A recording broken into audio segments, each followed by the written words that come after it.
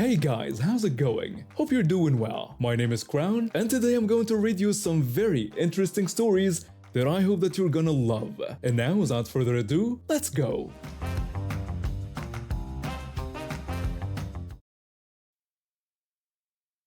For 5 years, I worked as a developer at a fast-paced tech startup in the heart of downtown Boston. The job had it all: engaging projects, good pay, and a team that felt like a second family. But there was one major drawback: the daily grind of commuting from the suburbs. And that's where this story starts. I discovered early on that driving all the way into the city was a nightmare. Between the traffic and the parking costs, it just wasn't worth it. So, like many others, I opted for the commuter rail. There were two parking lots near the station: one official lot run by the Massachusetts Bay Transportation Authority that charged $2 per day, and a smaller dirt lot right next to it that was completely free. This free lot was something of an open secret among the regulars. We'd all pull in each morning, park our cars, and head to the platform without any issues. The lot wasn't officially marked or anything, just an open space that happened to be perfect for parking. Even the train conductors used it to save money. I mean, who wouldn't want to save $500 to $600 a year? For 5 years, this arrangement worked perfectly. We had our little community of regular parkers, a mix of commuters and train staff. Everyone knew everyone else's cars, and there was this unspoken understanding about how we'd arrange ourselves to maximize the space.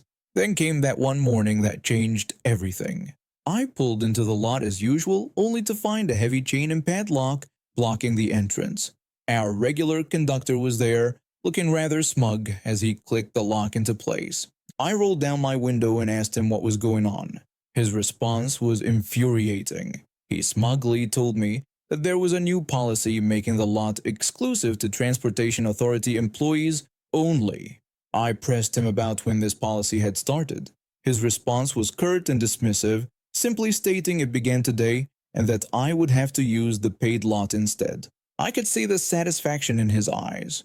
He and his colleagues were tired of sometimes having to pay for parking when U.S. regular folks filled up their special lot.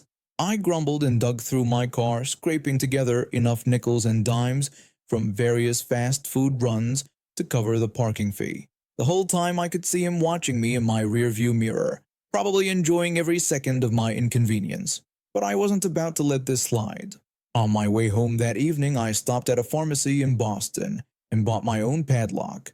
When I got back to the station, instead of rushing to my car like everyone else, I took my time. I waited until most people had left, then casually walked over to the gate and added my lock to the chain. The next morning was interesting. The gate was wide open, and my cut lock was lying on the ground, along with the now unused chain. I parked in my usual spot, and as I was getting out, I saw the same conductor from yesterday emerging from his car. We exchanged knowing looks as we walked to the platform. Other regulars were already pulling in, along with the train staff who managed to get there early enough for a free spot. I casually asked him about what had happened to their new policy. He let out a defeated sigh and explained that it had been too much trouble. He then revealed that the laundromat next door actually owned the land and hadn't been happy about their customers being locked out.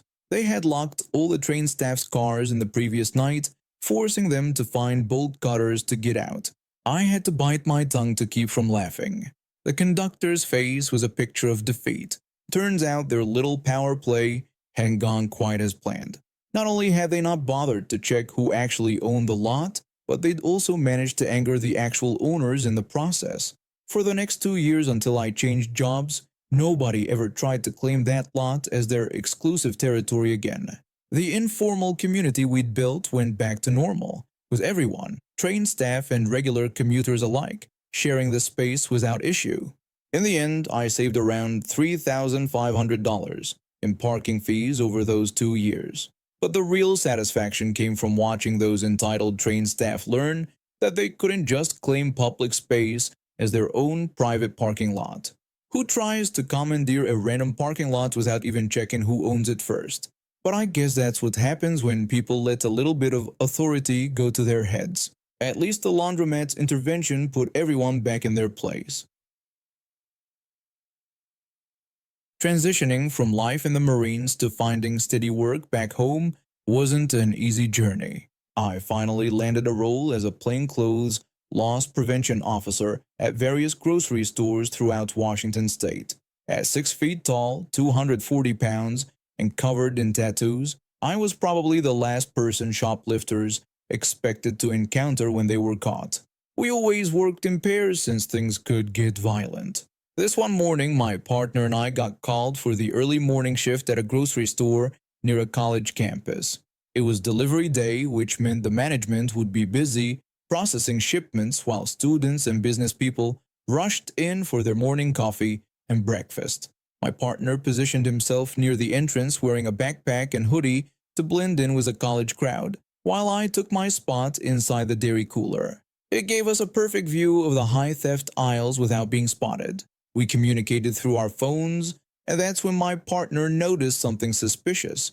Through the phone, my partner asked me if I recognized the vendor in khaki pants and maroon polo. I checked our book of known retail criminals, and sure enough, I found him. Same neck tattoo and everything. We decided to watch him carefully and stop him if he tried leaving with any merchandise. The guy was walking with an obvious fake limp and wearing pants that were way too big for him. He headed straight for the deli department, which had just received a huge meat shipment. He handed the young deli worker a fake letter claiming the meat shipment was tainted and needed to be returned. When the worker left to find a manager, things got interesting. This fake vendor pulled out bolt cutters from his oversized pants, cut the lock on the meat cooler, and started loading up 2 shopping carts with expensive cuts of meat. When he headed toward the exit, he spotted my partner. The fake vendor asked my partner if he was store security. When my partner denied it, the guy insisted that security had to identify themselves if asked. My partner kept his cover by saying he was just waiting for a buddy to go to class. Still suspicious but seemingly convinced, the fake vendor then offered my partner $100 to help load the meat into his car. My partner played along and agreed. I rushed outside to back up my partner. The fake vendor had his station wagon open, ready to load everything in, when I approached him and identified myself as store security, telling him he needed to come with us. The guy immediately got aggressive, yelling that we were lying jerks and threatening to kill us. He pulled out a long screwdriver and took a swing at my partner's head. My partner managed to dodge it, but then the guy tried to stab me in the chest. Thanks to my Marine combat training, I grabbed his forearm and triceps, brought his elbow down while raising my knee, and broke his arm. He dropped the screwdriver and fell to the ground screaming. When the police arrived, they had their guns drawn since all they saw was 2 guys standing over someone writhing in pain. The first officer demanded to know what was happening, and my partner explained about the attempted stabbing. The second officer recognized our attacker, telling him he wouldn't be getting out this time, facing charges of grand larceny and attempted murder. Turns out the fake vendor had a warrant out for cooking and selling drugs. The paramedics arrived about 10 minutes later after he'd passed out from the pain. When the paramedic asked who had broken the guy's arm, I admitted it was me. The paramedic commented that I had hit the exact right spot, noting that the guy would probably never regain full use of that arm. The court case revealed that several people had died from overdosing on the drugs he sold. The attempted murder charge was just extra at this point. The meat theft alone was worth over $7,000, since it was all premium cuts and full slabs. We later found out he was planning to sell the meat alongside his drugs. He got 25 to life, and I'd like to think the broken arm was just a small preview of the karma heading his way. The deli worker kept his job and the store implemented new procedures for handling vendor returns. I kept working loss prevention, though this definitely ranked as one of my more memorable catches. Living in a coastal city had always been my dream. The salty air, the endless horizon, and the constant buzz of tourists gave the place a unique charm. I worked as a marine engineer, which meant I spent most of my days fixing boats and getting to know their owners. That's how I met my friend, a successful restaurant owner who shared my passion for the sea. Our friendship started when he brought his yacht in for repairs. We clicked instantly, sharing stories about the ocean and our adventures. Soon enough, we were spending weekends sailing together, and I helped him maintain his boat in exchange for these wonderful trips. The marina where he kept his boat was in a prime tourist spot, right next to the city's most popular beach. Parking was always a nightmare, especially during peak season. Thankfully, my friend had a special pass for the private garage nearby, a perk for slip owners that let them skip the long lines and get priority parking. One busy Saturday, we planned a day trip along the coast. When we arrived at the garage, the electronic counter showed it was nearly full. My friend used his pass to get in, and we spent a good 10 minutes circling every level looking for a spot. Finally, we found one. Well, sort of. There was this brown Corvette, the owner probably called it metallic bronze or something fancy, taking up almost 2 spaces. The car had these obnoxious vanity plates that screamed, "Look at me." My friend remarked sarcastically about how the Corvette owner seemed to think they owned the place. When I asked what he planned to do, he just told me to watch. He carefully maneuvered his sport utility vehicle into the remaining space. Sure, it meant the Corvette's driver wouldn't be able to get in through their door, but hey, they should have parked properly. We had an amazing day out on the water, caught some fish, and even saw a pod of dolphins. But when we returned to the garage that evening, our good mood evaporated instantly. Some jerk had keyed the entire side of my friend's vehicle, leaving deep scratches in the paint. My friend was furious when he saw the damage. I suggested checking the security cameras, but unfortunately the garage's cameras weren't working that day. My friend had to file an insurance claim and pay the deductible to get his car repainted. It was infuriating, but there wasn't much we could do. Fast forward about a year. My friend had just bought another boat, an older model that needed some work. We were heading to the marina with a truck full of tools and restoration supplies.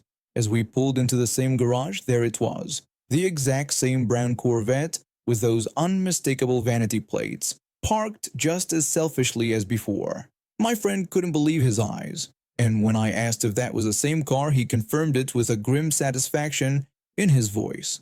He parked his vehicle properly in a nearby spot and went to the back, opening the tailgate to survey his tools.